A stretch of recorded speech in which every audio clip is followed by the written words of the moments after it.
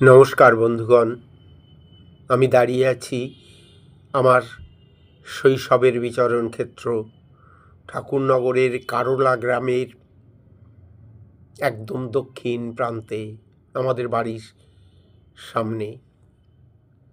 যার দক্ষিণে দিগন্ত প্রসারিত বায়সার বিল, পূবে বড়া, কৃষ্ণনগর, বাগদিপাড়া, পশ্চিমে আটির পর গুটরি, তার অদূরে গাইঘাটা, পেছনে চিকনপাড়া গ্রাম। এই চৌহদ্দির মধ্যেই আমার শৈশব কেটেছে, আমি বড় হয়েছি। এমনি রঙিন রামধনু তখন কত উঠত দেখেছি। আমি গেছিলাম হঠাৎ আমাদের পুরনো বাড়িতে। আমি দক্ষিণে বিলের দিকে যাচ্ছি, তখন দেখি বাঁদিকে পূবের আকাশ জুড়ে রামধনু উঠেছে।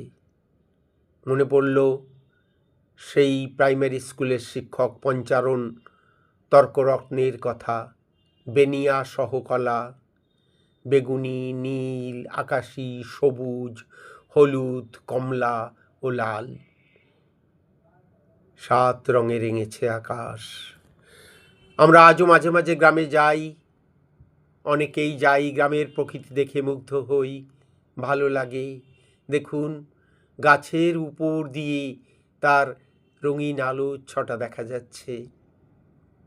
প্রকৃতি আমাদের কি অপূর্ব রূপের সন্ধান দিয়েছে। ভালো থাকবেন বন্ধু। মণি গার্ডেনকে সহযোগিতার হাত বাড়াবেন, তাহলে আমি আরও আপনাদের সঙ্গে এগিয়ে যেতে পারবো।